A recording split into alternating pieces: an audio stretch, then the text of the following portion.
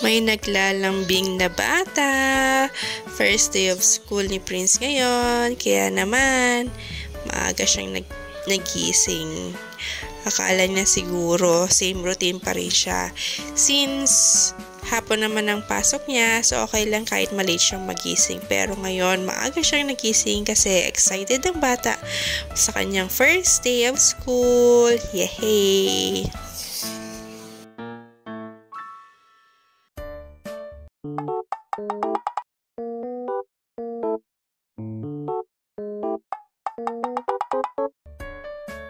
Dahil first day of class ni Prince, nagre-ready na ako for our lunch at nire-ready ko na rin yung kanyang baon sa school. Sabi niya dalawa daw yung dalhin ng Dutch meal. Pero sabi ko isa lang dahil hindi naman niya maubos yung dalawang Dutch meal. Ayan, yan ang lunch namin. So malapit na siyang maluto. Maaga kaming magla-lunch ngayon kasi 1 PM yung class niya. So kailangan maaga akong magluto, maaga kaming kumain kasi ang pagkain ni Prince almost 1 hour siyang kumakain. So, kaya agahan namin magluto, kumain. Isa sa pinaka-importante na hindi dapat malimutan ay ang tubig. Tubig ni Prince at syempre ako na magbabantay sa kanyang first day. Syempre kailangan ko rin ng tubig since hindi pa magaling yung ubo ko. So kailangan talaga ng tubig. Water therapy. Yan ang pinili ni Prince na kanyang school bag. So let's pack yung mga kailangan niya. Syempre, extra shirt, punas, at saka yung snack niya, yung baonan niya. Syempre, hindi natin makakalimutan yan. So, dinosaur talaga ang pinili niya kasi pinagpili ko siya. Anong gusto niya? Yung dinosaur, yung isa. Nakalimutan ko yung isang design. So, dinosaur ang pinili niya. So, ayan. So, dinosaur for today. So, ayan na. Excited na ang bata. So, nagsuot na siya ng kanyang name tag. First day of school. Excited ang bata. Ako excited na emotional. Syempre, how old are you? Hambon una ilalisa na ako. Syempre, kailangan natin i-practice ang anak ko kung anong pangalan niya, age ko, at saka saan siya nakatira. Yun lang naman ang mga basic muna na pinractice ko sa kanya kasi yun naman talaga ang mga tinatanong sa mga school. So, ayan, kukunin niya ang kanyang bag and then we're ready to go. So, ayan, tricycle lang kami with Daddy.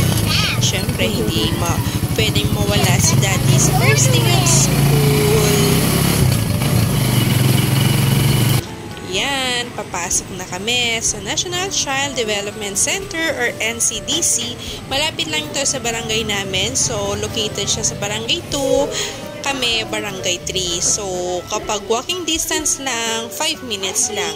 So, very convenient talaga yung school. Maluwang, maganda. Happy ako na dito ko in-enroll si Prince. Oh, ayan na si Prince. Nakikipaglaro na siya sa kanyang classmates. Oh, wow. First day talaga, kailangan nakaupo.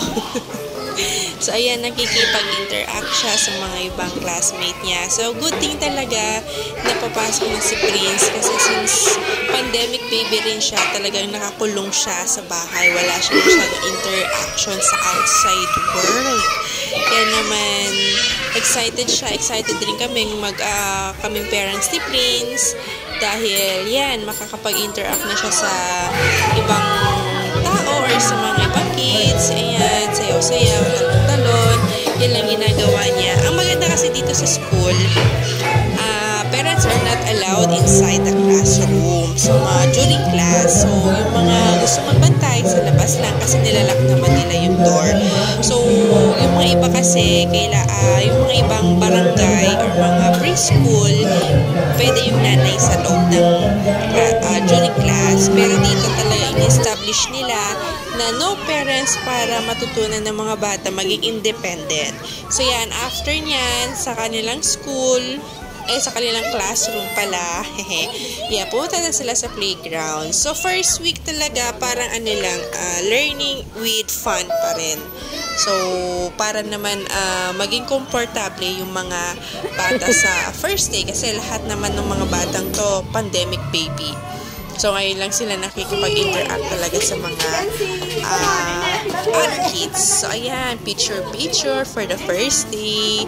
Ayan, no, kitang-kita naman si Prince nasa likod. Sabi ko, pumunta siya sa harap. Pero, ayan, dyan talaga gusto niya.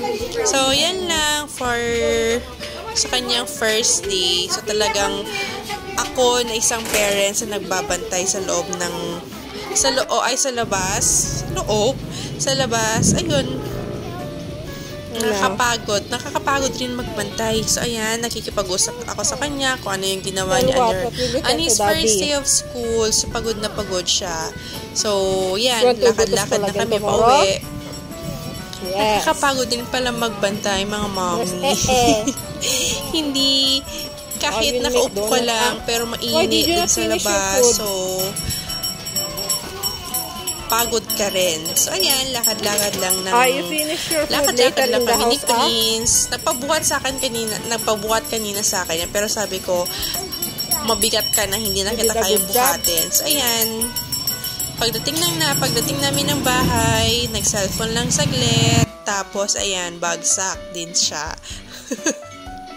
First time kong nakita si Prince na bagsak. Kasi kahit nasa bahay lang kami, yung super hindi siya natutulog sa hapon. Minsan hindi siya natutulog. Naglalaro lang, nagsa-cellphone. Yan lang ginagawa niya sa bahay. Hindi naman siya bagsak. Pero ngayon talagang bagsak siya kasi exposed na talaga siya sa outside world. So, yun lang ang first day of school. Follow for more. Thank you so much sa pag-support sa aming page. Subscribe sa YouTube channel namin. Bye! Mwah!